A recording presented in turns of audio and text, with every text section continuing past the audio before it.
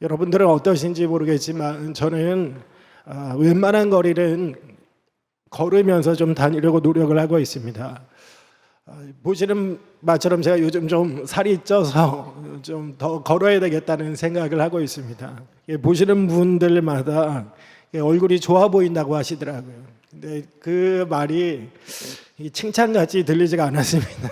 그래서 제가 한 번은 어떤 분한테 계속 그러시길래 구체적으로 얼굴이 어떻게 좋아 보이냐 그렇게 말씀을 드렸더니 얼굴이 빵빵해 보여서 보기가 좋다고 그렇게 말씀을 하셨습니다. 그래서 이거는 결코 칭찬이 아니었구나라고 생각하고 웬만한 거리를 걸으면서 출퇴근하려고 하고 있습니다. 요즘 한여름에는 걷기가 힘들지만은 그래도 한여름의 길을 걷다 보면 문득 보이지 않았던 꽃들이나 나무가 여름이 되어서 자라는 것들이 눈에 들어올 때가 있죠.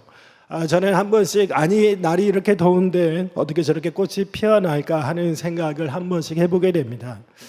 우리는 조금만 더워도 그늘부터 찾고 그리고 바로 어디 공간에 들어가게 되면 에어컨부터 켜지 않습니까? 그런데 이름도 모르는 그 거리의 들꽃들은 뜨거운 한여름의 햇빛을 그대로 다 받아내면서 자기의 때가 되면 아무런 소리 없이 묵묵히 그 꽃을 피어내는 모습이 너무 아름답다는 생각이 들게 되는 것이죠. 우리는 흔히 좋은 환경이 있어야지 좋은 결과가 나온다는 생각을 하곤 합니다.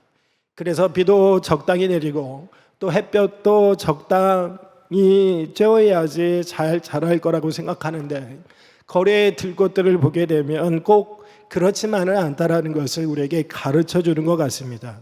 오히려 요즘처럼 가장 뜨겁고 척박한 계절에 생명은 더 강하고 더 크게 자라게 되는 것이죠. 저는 신앙도 마찬가지라고 생각합니다. 우리는 늘 평안하고 또 형통한 환경 속에서 하나님의 약속과 축복이 찾아온다라고 생각하기 쉽습니다. 그런데 성경을 보게 되면 꼭 그렇지만은 않다라는 것을 우리는 발견하게 되죠. 하나님은 오히려 가장 뜨겁고 그리고 힘든 시간을 통과하는 사람들에게 가장 아름다운 축복의 역사로 갚아주시는 것들을 성경을 통해 종종 보여주시곤 한다는 것이죠. 오늘 우리가 함께 살펴볼 출애굽기 1장의 말씀이 바로 그것을 말씀해주고 있습니다. 절망과 고난으로 가득 찼던 애굽 땅에서 이스라엘 백성들은 그 누구도 막을 수 없는 하나님의 생명의 역사를 경험하게 됩니다. 그리고 하나님의 축복이 그들의 삶에서 피어나는 것을 경험하게 되죠. 오늘 본문은 바로 그러한 것들을 이야기해 주고 있는데요. 오늘은 크게 세 가지를 보려고 합니다. 첫 번째는 유효기간이 없는 축복입니다. 제가 한여름인데 요즘 귀족들이 걸리는 질병인 감기가 걸렸습니다.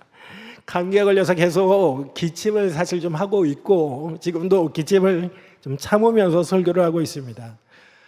제가 기침이 계속 나오니까 사무실에서 예전에 사두었던 기침약이 분명히 있을 것이라고 생각을 하고 책상 구석구석 뒤졌더니 감기약이 있었을까요? 없었을까요? 있었습니다. 제법 많이 있었습니다. 그런데 보니까 유통기한이 이미 지난 몇 달 지난 약들이 대부분이었죠. 여러분들이라면 유통기한이 지났으면 어떻게 하시겠습니까? 유통기한 지나도 다 먹죠? 저도 유통기한 지나도 다 먹습니다. 다 먹는데 갑자기 제가 혹시라도 싶어서 옆에 있는 목사님에게 약이 유통기한이 한 2달 정도 지난 것 같은데 어떻게 생각하시냐고 물었더니 말리시면서 목사님 내일 우리 보려면 이거 드시지 마세요 라고 간곡히 말씀하는 바람에 약을 먹지 못했습니다. 사실 이 세상에는 유통기한이 전부 다 정해져 있죠. 그리고 그 기간이 지나면 결국 버리게 됩니다. 물론 요즘에는 소비기한이라고 해서 그 기한을 조금 늘렸을 뿐이지 그것도 시간이 지나면 자동적으로 폐기해야 되는 것은 마찬가지이죠. 그런데 이 세상에 딱 하나 유효기간이 없이 영원한 것이 있는데 그것은 바로 하나님이 우리들에게 주신 축복의 약속이라고 생각을 합니다. 하나님이 자기 백성들에게 내리신 이 축복의 약속은 유효 기간이 없다라는 아주 복된 특징을 가지고 있다는 것이죠. 그것을 잘 보여주는 것이 바로 애굽 땅에서 생육하고 번성하고 불어난 이스라엘 자손들의 모습이라고 말할 수 있습니다. 우리 한번 7절 함께 같이 읽어보도록 하겠습니다. 7절입니다. 함께 읽겠습니다. 이스라엘 자손은 생육하고 불어나 번성하고 매우 강하여 온 땅에 가득하게 되었더라. 창세기의 마지막 장인 창세기 50장 그리고 출애굽기 첫 장인 출애굽기 1장은 장으로는 딱 한 장밖에 차이 나지 않지만 사실 이 두 장 사이에는 400년이라고 하는 엄청난 시간적인 간격이 존재하고 있습니다. 그렇다면 창세기 50장과 출애굽기 1장 사이에 기록되지 않은 이 400년이라는 기간 동안 하나님은 그리고 하나님 나라 역사에는 어떠한 일들이 일어나게 되었었을까요? 이 기간에 일어난 가장 중요한 사건은 뭐니 해도 하나님이 아브라함과 그리고 그 이후에 나타나는 족장들에게 주셨던 약속 가운데 하나가 성취되는 사건이었습니다. 창세기 12장을 보게 되면 하나님은 아브라함을 부르실 때 두 가지를 약속하죠. 하나는 자손에 대한 약속이고 하나는 땅에 대한 약속이었습니다. 그리고 이 약속은 훗날 가나안 땅을 떠나서 애굽에 정착해야 되는 야곱에게도 이어지게 됩니다. 야곱이 창세기 48장에서 자기 아들들에게 우리가 잘 알고 있는 야곱의 축복이라고 하는 그 축복을 하나님 대신에 내려주기 전에 그는 먼저 자기의 과거를 회상하게 됩니다. 야곱은 하나님이 가나안 땅 루스에 있을 때 자기에게 복을 주시면서 내가 너로 생육하고 번성하여 많은 백성이 나겠다고 하셨고 또 이 땅을 너의 후손에게 주어서 영원한 소유가 되겠다라고 하는 약속을 하시게 되는 것이죠. 그리고 야곱의 가족들은 하나님의 이 약속의 말씀을 붙들고 애굽 땅으로 들어가게 되었던 겁니다. 바로 그 야곱과 자손들, 그 약속의 말씀을 붙들고 들어갔던 야곱과 자손들의 이름이 출애굽기 1장 1절부터 6절까지에 이르게 됩니다. 이들은 고작 70명에 불과한 소수였습니다.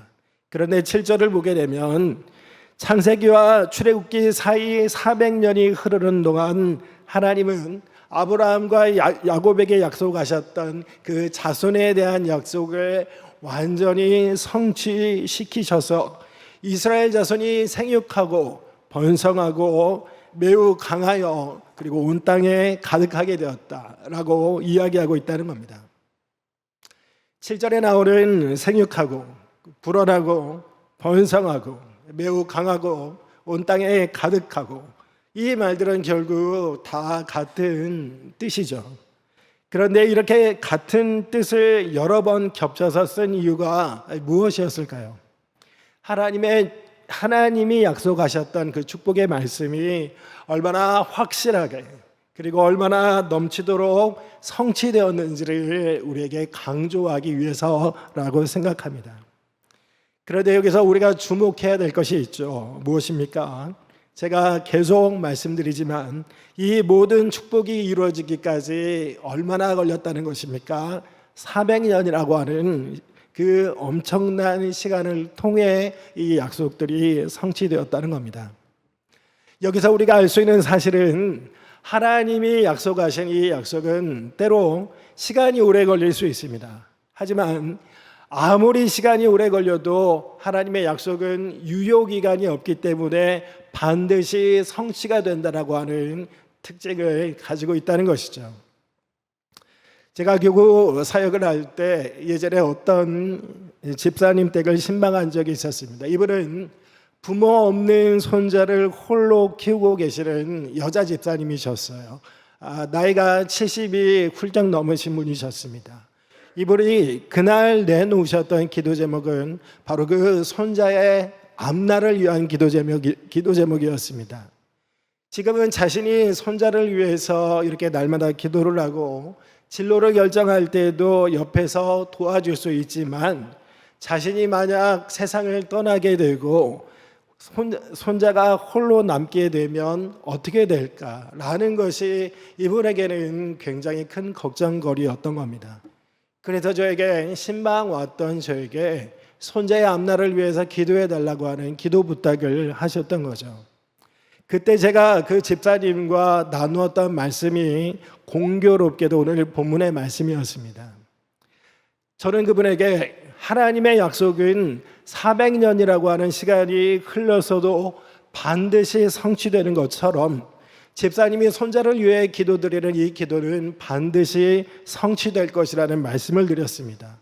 그리고 집사님이 혹여라도 이 땅을 떠나고 안 계신 때가 오더라도 그 기도는 반드시 손자의 인생 가운데서 성취될 거라는 말씀을 드리게 되었습니다. 그리고 함께 손자의 앞날을 위해서 기도하는 시간을 가졌는데 그때 그 집사님도 그리고 거기에 함께 참여했던 손자도 그리고 함께 신방에 참여했던 신방 대원들도 다 같이 함께 눈물로 기도하는 일들이 있었습니다. 참 흔하지 않은 일이었다고 생각합니다. 거기에는 모든 사람들이 눈물 콧물 흘리면서 결국 오랜 시간이 걸려도 그 집사님이 손자를 위해 기도한 이 기도는 집사님이 이 땅에 없는 시간이 온다 하더라도 손자의 인생에서 반드시 성취된다라는 믿음이 우리 거기에 모여있는 사람들 가운데 마음으로 이렇게 전해지고 모아지다 보니까 함께 눈물로 그렇게 기도하게 되었던 것이죠. 여러분, 하나님의 약속에는, 하나님의 축복에는 결코 유효기간이라는 것이 없습니다. 이 땅에서 아무리 오랜 시간이 지나도 사라지지 않고 성취된다는 것이죠. 여러분, 그렇기 때문에 오늘 여러분들이 드리는 기도는 결코 의미 없는 기도라는 것은 절대 없다라는 것, 여러분 그것을 아셨으면 좋겠습니다. 여러분들이 여러분들의 자녀와 손자를 위해 드리는 기도는 결코 헛되지 않습니다. 우리는 이 땅을 떠난다 하더라도 우리가 드렸던 이 땅에서의 기도는 그대로 남아서 자녀들과 자손들의 삶 가운데서 그리고 우리가 기도하는 이 교회의 이 자리에 남아서 언젠간 성취되는 모습으로 나타나게 될 것입니다.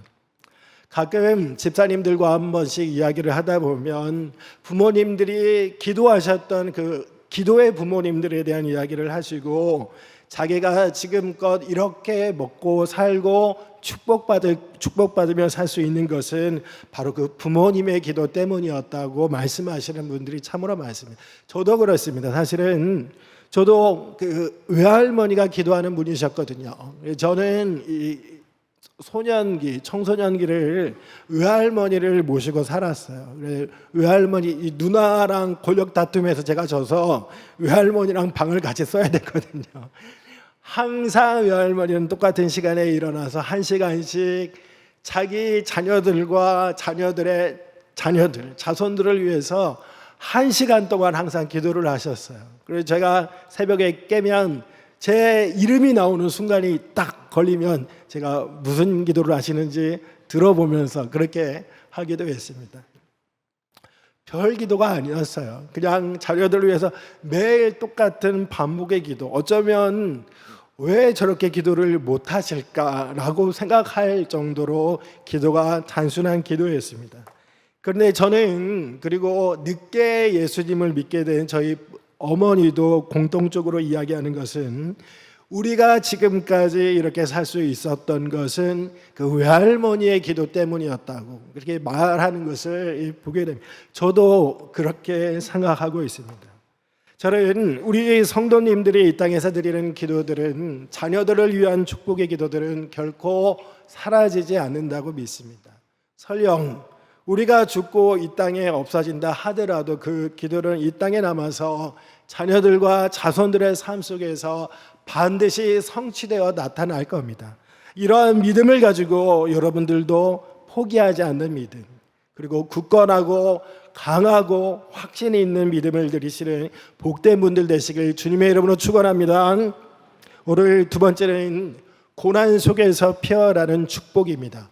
8절부터 14절 조금 많은데 우리 빠른 속도로 한번 읽어보겠습니다. 8절부터 14절입니다. 함께 읽겠습니다. 요셉을 알지 못하는 새 왕이 일어나 애굽을 다스리더니 그가 그 백성에게 이르되 이 백성이 이스라엘 자손이 우리보다 많고 강하도다. 자, 우리가 그들에게 대하여 지혜롭게 하자. 두렵건대 그들이 더 많게 되면 전쟁이 일어날 때 우리 대적과 합하여 우리와 싸우고 이 땅에서 나갈까 하노라 하고 감독들을 그들을 위해 세우고 그들에게 무거운 짐을 지어 괴롭게 하여 그들에게 바로를 위하여 국고성 비돔과 라암셋을 건축하게 하니라. 그러나 학대를 받을수록 더욱 번성하여 퍼져나가니 애굽 사람이 이스라엘 자손으로 말미암아 근심하여 이스라엘 자손에게 이를 엄하게 시켜 어려운 노동으로 그들의 생활을 괴롭게 하리. 곧 흙 이기기와 벽돌 굽기와 농사의 여러 가지 일이라. 그 시키는 일이 모두 엄하였더라. 아멘. 여러분, 긴데 잘 읽으셨습니다. 이스라엘 자손들이 애굽으로 이주하게 된 때는 고도의 근동 전체에 큰 흉년이 들었을 때였죠. 그때 애굽은 요셉 덕분에, 요셉이 총리로 있던 덕분에 큰 흉년의 위기를 넘길 수 있었고, 이스라엘 자손들도 역시 요셉 덕분에 애굽에 잘 정착하여 생육하고 번성할 수 있게 됩니다. 그런데 문제가 생기게 되죠. 이렇게 생육하고 번성한 이스라엘 자손들이 새로운 체제의 애굽에서는 오히려 큰 위협으로 느껴지게 되었다라는 겁니다. 8절 한번 띄워주실까요? 8절을 보게 되면 요셉을 알지 못하는 새 왕이 일어났다라고 표현하고 있습니다. 이 말은 그냥 왕이 바뀌었다라는 것이 아니라 성경에서는 보통 왕이 교체될 때는 즉위하다라는 표현을 사용합니다. 그런데 여기서는 일어나다라는 표현을 사용하죠. 이것은 아예 새로운 왕조가 일어났다라고 하는 것을 말하고 있는 뜻입니다. 이때 새롭게 일어난 왕조가 정확히 어느 왕조인지를 알 수 없지만 여러 정황을 보면 아마도 이스라엘 자손들에게 적대적일 수밖에 없었던 왕조였던 것으로 보입니다.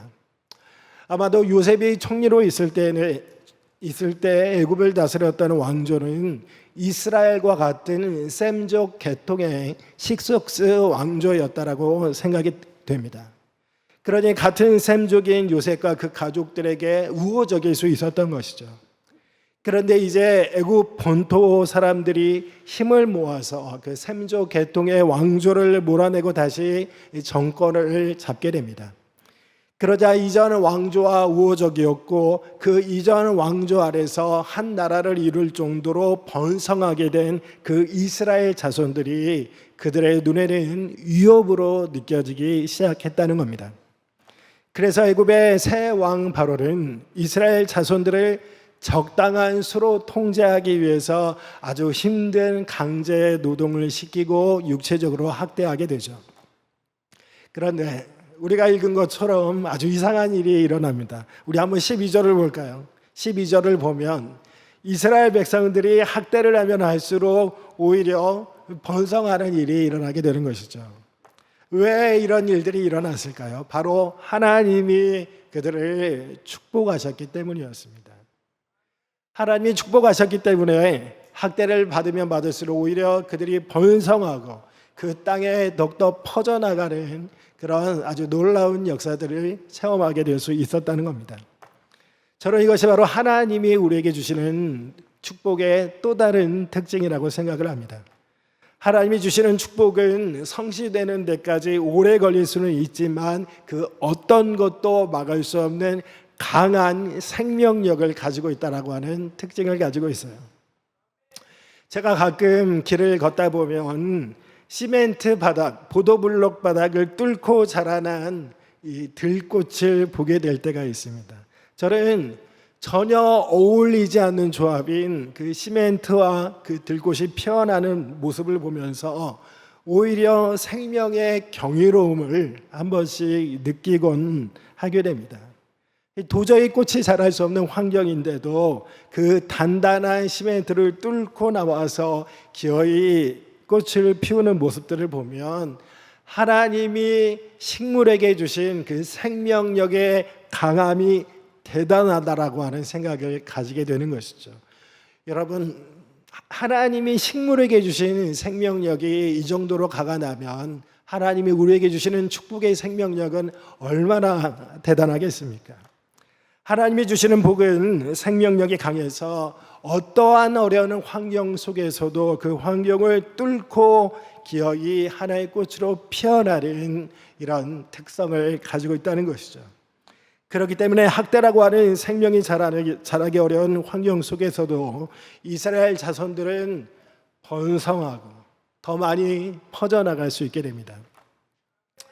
그런데 애굽의 새 왕 입장에서는 이런 일들이 더 큰 위협으로 다가왔겠죠. 그래서 이번에는 산파들을 고용해서 이스라엘 자손 중에 남자아이가 태어나면 그들을 비밀리에 죽이라고 하는 반생명적인 악한 명령을 내리게 됩니다. 그런데 이러한 시도는 실패하게 되고 나중에는 아예 공개적으로 이스라엘 사람이든 히브리인이든 히브리 사람 여자가 아이를 낳았을 때 남자면 나일강에 던져서 죽이라고 하는 악한 명령을 내리게 되죠. 여러분, 이렇게 출애굽기 1장은 우리에게 하나님의 축복이 이루어지는 것을 이야기합니다. 그런데 동시에 하나님의 축복이 이루어지는 그 과정이 항상 우리가 생각하는 것만큼 밝은 면만 있지는 않다라는 것을 우리에게 보여주고 있습니다. 우리가 신앙생활을 하다 보면 처음에는 세상이 모두 다 천국 같고 콧노래가 나오고 거울을 보면서 하나님이 창조한 이 창조 나를 보면서 하나님을 찬양하기도 하고 굉장히 그런 시간들을 보내게 되죠. 예배 시간이 너무 기다려지고 그 간절한 마음으로 사모하게 되고 모든 사람들이 다 교회에 있는 사람들이 천사, 천군처럼 보이는 일들이 있습니다. 그런데 더 많은 경우에는 때로 우리의 신앙은 밝은 면에서만 이루어지는 것이 아니라 이렇게 출애굽기 1장에 나오는 어둡고 그리고 힘들고 냉혹한 현실 속에서도 이루어지는 것이 바로 우리의 신앙생활이고 하나님의 축복은 바로 그러한 상황 속에서도 이루어진다라고 출애굽기 1장은 이야기하고 있다는 겁니다. 여러분, 대구에서 경부고속도로를 통해 서울을 가게 되면 모두 몇 개의 터널을 지나는지 아십니까? 제가 어젯밤에 그 경부고속도로를 타서 일일이 세워보려고 했지만 시간 관계상 AI에 한번 물어봤더니 총 12개의 터널이 있다라고 이야기를 하더라고요. 12개의 터널 중에 어떤 터널은 금방 끝나기도 하겠지만 어떤 터널은 굉장히 길어서 한참을 지나야 되죠. 그런데 목적지에 도달하기 위해서는 그 모든 터널을 반드시 지나야지만 반드시 목적지에 도달할 수 있게 된다는 겁니다. 마찬가지로 우리의 신앙에서도 하나님의 약속과 축복이 성취되기 위해서는 때로 밝은 빛과 같은 도로를 지나야 되는 시간도 있지만 때로는 어두운 터널을 반드시 거쳐야지 하나님이 우리에게 약속하신 축복이 이루어지는 그 목적지에 도달하게 될 수 있다는 것이죠. 여러분, 이렇게 보면 우리들의 삶에서 경험하게 되는 모든 부정적인 경험들은 결코 의미 없는 일이 아니라 하나님의 축복이 성취되기 위해서 반드시 우리들이 통과해야 되는 영적 터널일 수 있다는 것이죠. 그렇다면 우리는 우리 인생의 이러한 터널을 만날 때 어떻게 해야 될까요? 지금 내가 들어가는 이 터널은 내 인생의 무덤이 아니라는 것을 반드시 아셔야 됩니다. 이것은 우리의 인생의 최종 목적지가 아니고 무덤이 아니고 하나님의 축복이라고 하는 목적지를 향해 나아가기 위해 반드시 우리가 지나쳐야 되는 영적 터널이라는 것이죠. 예, 감사합니다. 물론 고속도로에서 긴 터널을 만나면 아무리 연륜이 많은 운전자라도 긴장하게 됩니다. 특별히 밤에 그 터널을 들어가게 되면 몸에 힘이 들어가고 빨리 이 터널을 끝났으면 하는 그런 마음들이 들게 됩니다. 그런데 운전하다 보면 결국 아무리 긴 터널이라도 저 멀리서 이 빛이 보이기 시작하죠. 그리고 조금만 더 그 빛을 향해 나아가게 되면 그 터널은 결국 통과하게 되는 것을 보게 됩니다. 혹시 여러분들 가운데 지금 인생의 어두운 터널 가운데 있다고 생각하시는 분들이 있다면 그것은 절대로 여러분의 무덤이 아니라는 것을 아셨으면 좋겠습니다. 이것은 하나님이 우리에게 축복하신 그 축복이 성취되기 위해 반드시 거쳐야 되는 하나의 터널이라는 생각을 가지시고, 아무리 어두워도 그 터널 끝에 반드시 예비하신 하나님의 빛이 있다라는 믿음으로 묵묵히 오늘도 걸어가는 분들이 되시기를 바랍니다. 그렇게 걸어가다 보면 하나님은 반드시 여러분들의 삶의 밝은 빛으로 보이게 하시는 축복을 주실 것입니다. 오늘 마지막 세 번째는 하나님이 복을 주시는 참된 지혜입니다. 우리 15절부터 17절 말씀까지 한번 읽어보겠습니다. 15절부터 17절입니다. 애굽 왕이 히브리 산파 시브라라는 사람과 부하라는 사람에게 말하여 이르되 너희는 히브리 여인을 위하여 해산을 놓을 때 그 자리를 살펴서 아들이거든 그를 죽이고 딸이거든 살려두라. 그러나 산파들이 하나님을 두려워하여 애굽 왕의 명령을 어기고 남자 아기들을 살린지라. 이스라엘 자손들이 불어라는 걸 위협으로 느꼈던 애굽 왕 바로는 신하들을 모아놓고 지혜를 짜게 됩니다. 그들이 짜냈던 지혜는 우리가 이미 앞에서 본 것처럼 이스라엘 자손들을 학대하고 엄하게 대하는 일이었습니다. 그래서 그들의 수를 통제하려고 하는, 줄이려고 하는 그런 시도를 하게 되었던 거죠. 그런데 이상하게도 이스라엘 자손들은 학대받기 전보다 오히려 더 많은 자손들을 낳게 됩니다. 마치 밟아도 뿌리 뽑는 그 잔디불처럼, 사실 이게 군가에 나오는 우리 남자 형제들은 싫어할 수도 있는데 밟아도 뿌리 뽑는 잔디불처럼 그렇게 더욱더 번성하여 퍼져나가는 일이 일어나게 되죠. 왕의 지혜는 결국 실패했던 거죠. 그러자 왕은 다음으로 짜낸 지혜가 히브리 산파들에게 은밀히 지시를 내려서 히브리 여인들이 해산할 때 아들이면 죽이라는 명령을 내렸습니다. 그런데 17절을 보면, 우리 17절 한번 띄워주실까요? 17절을 보게 되면 산파들은 어떻게 했을까요? 왕의 명령을 어기고 남자 아기들을 살려두게 됩니다. 이들이 왜 이렇게 바로의 명령을 어기고 남자 아기들을 살려두었을까요? 그것은 하나님을 두려워하는 사람들이었기 때문이죠.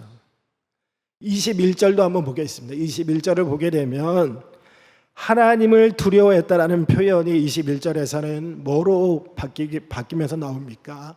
하나님을 경외했다라는 표현으로 나오게 됩니다. 한마디로 산파들은 하나님을 두려워하고 하나님을 경외하는 사람들이었기 때문에 바로의 명령을 그렇게 거부할 수 있었다는 거죠. 여기에서 중요한 게 있습니다. 산파들이 바로의 명령을 거부했던 건 단순히 바로가 싫었기 때문에 라기보다는 그 명령을 내렸던 바로보다도 하나님을 더 두려워하는 사람들이었기 때문이었죠. 쉽게 말해서 산파들에게 가장 중요했던 것은 바로 하나님의 말씀과 하나님의 뜻이었습니다.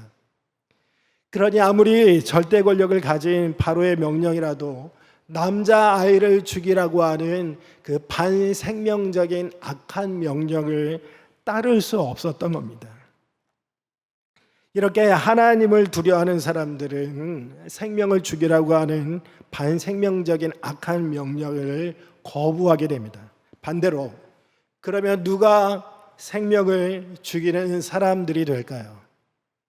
하나님 대신에 바로를 두려워하는 사람들이 생명을 죽이라고 하는 명령에 동참하는 사람들이 되게 되는 것이죠.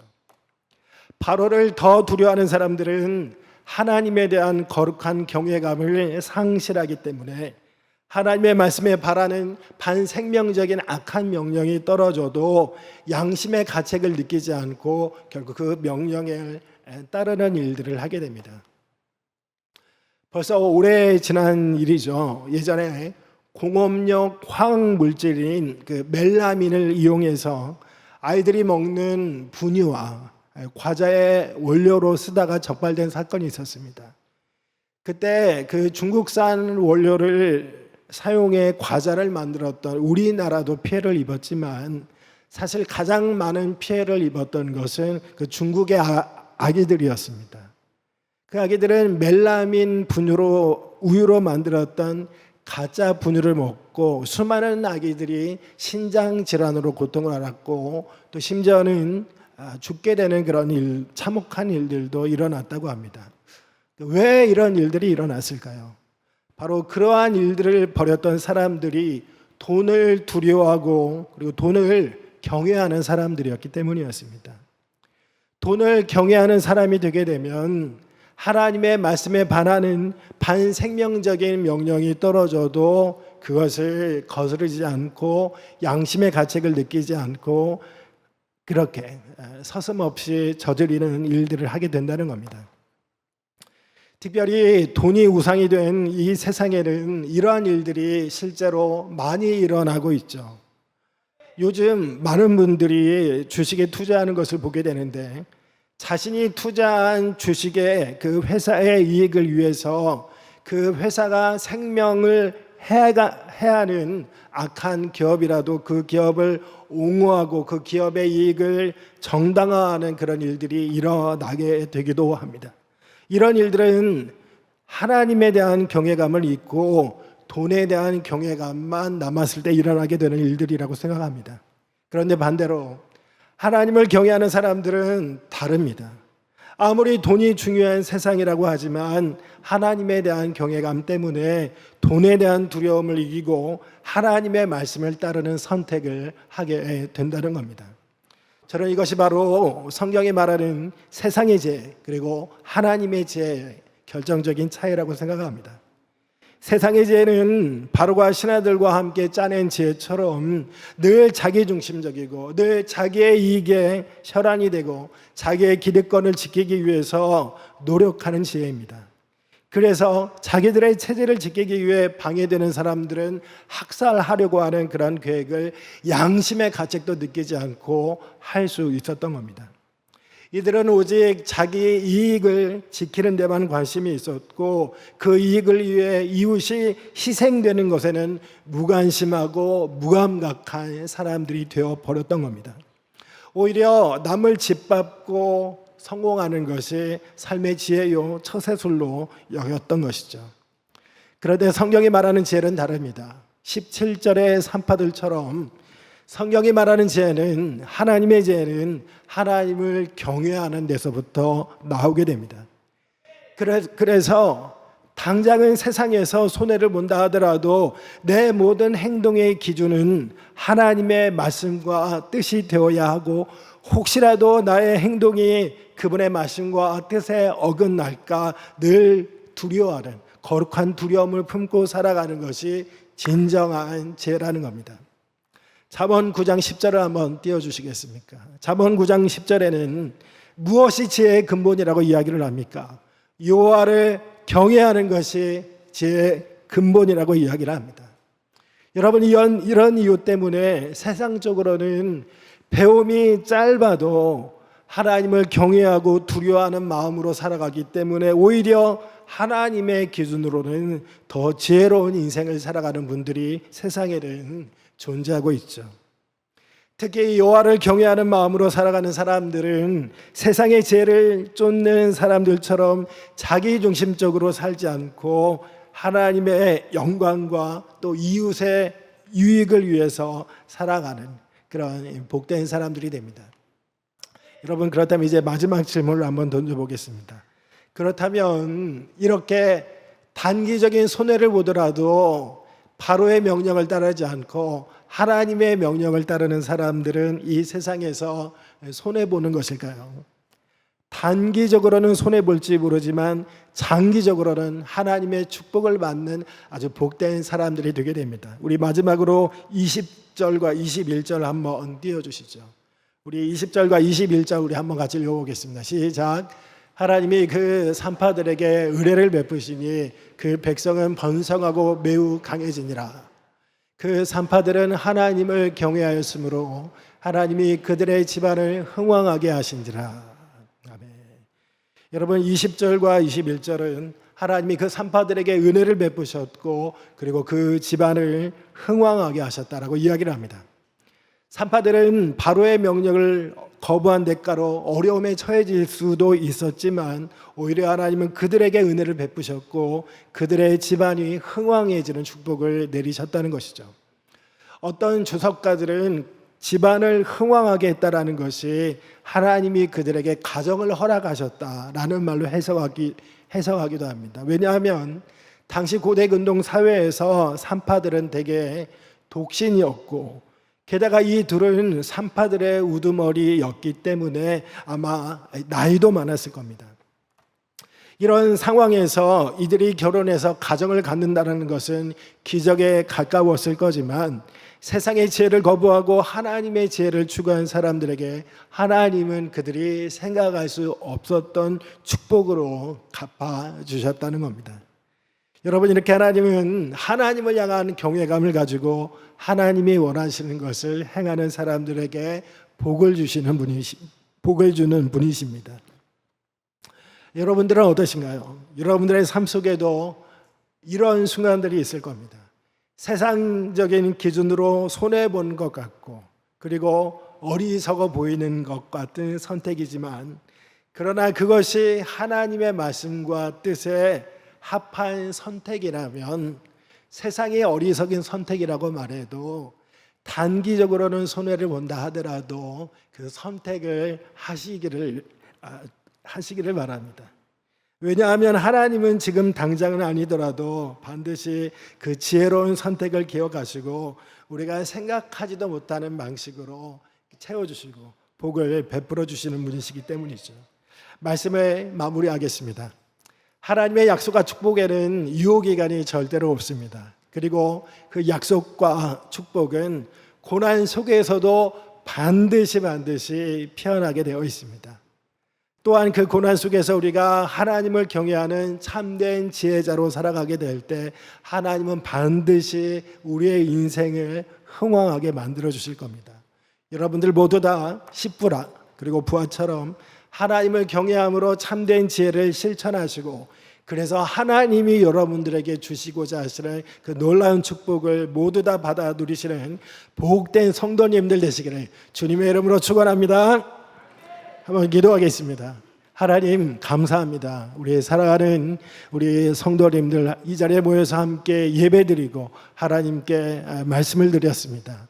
아버지 하나님, 어떠한 고난 속에서도 이 축복의 말씀, 이 축복 하나님의 약속은 반드시 이루어진다는 것을 믿고 우리가 끝까지 믿음 잃지 않고 하나님 붙들며 나아갈 수 있도록 인도해 주시옵소서. 인생에 어떠한 고난이 찾아온다 하더라도 이 고난은 하나님의 약속이 이루어지는 하나의 과정이라는 것을 믿고 끝까지 믿음으로 나아가는 복된 성도들에게 인도하여 주시옵소서. 세상의 지혜가 아니라 하나님의 지혜를 가진 자들이 되기를 원합니다. 세상의 그 수많은 우상들보다 하나님을 경외하는 거룩한 자들 될 수 있도록 인도해 주시옵소서. 모든 말씀 예수님 이름으로 기도하옵나이다. 아멘.